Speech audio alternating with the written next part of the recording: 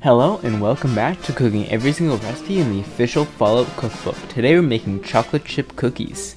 Don't forget to subscribe and vote for what I make next in the comments below. To start this recipe off, you're going to add to a bowl 3/4 cups of granulated sugar, a 1/4 cup of brown sugar, and a cup of unsalted butter at room temperature, and you're going to cream them together. Then you're going to add 1 egg at room temperature, a teaspoon of vanilla extract, and a teaspoon of almond extract, and mix it together until fully combined. Now, in a small bowl, you're going to combine 2 cups of all-purpose flour, half a cup of cocoa powder, a teaspoon of baking powder, a teaspoon of salt, and you're going to mix that together as well into pretty decently combined. You kind of want to break up the clumps in the cocoa powder, but don't worry too much about it. Now slowly mix the dry ingredients into the wet ingredients until it's all used up and all mixed together all nice and nicely.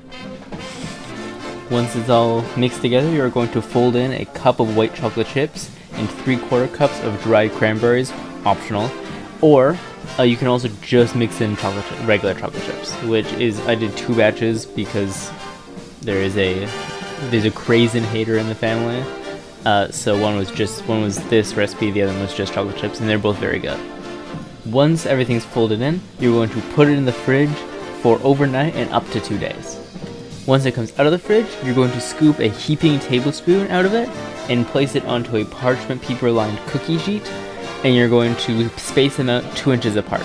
You don't have to be too worried because they don't actually spread that much. Like, I had them this close together and most of them actually didn't end up combining.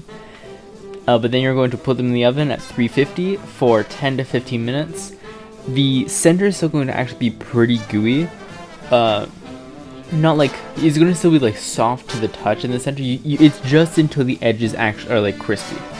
But I put them in for probably too long and they became a little crumbly, I guess. They became too crunchy, I think.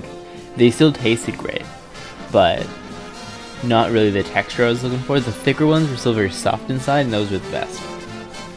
But yes, very yummy, very good. I highly recommend. You can put whatever you want in these, I think. It's just, the recipe says white chocolate and cranberries, which is very good.